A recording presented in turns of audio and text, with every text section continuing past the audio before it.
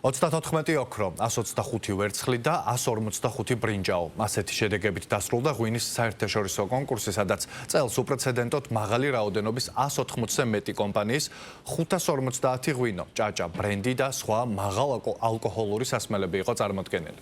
კონკურსზე დარეგისტრირებული 550 სასმელიდან მედალი 304 მათგანს გადაეცა. აღსანიშნავია, რომ ყველაზე მეტი 32 ოქრო ქართველმა მწარმოებლებმა მიიღეს.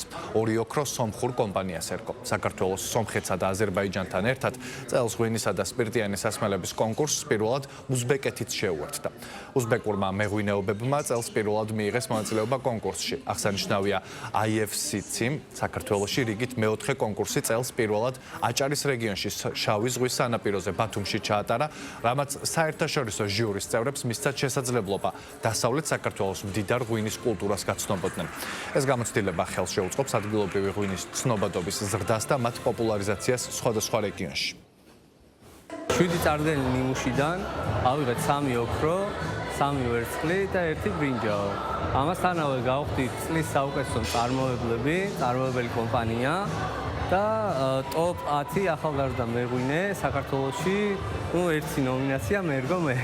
ერთგვარ ჰაბად ყალიბდება რეგიონალურად საქართველო, იქიდან გამომდინარე, რომ IWS-ის ძალისხმევით სხვა ქვეყნებით, როგორიც არის თქვა ჩვენი მეზობელი და არა მარტო, ასევე შუა აზიის ქვეყნები აგზავნიან ნიმუშებს საქართველოში და ეს კონკურსი ადგილობრივ ჩარჩოებს გაცდა.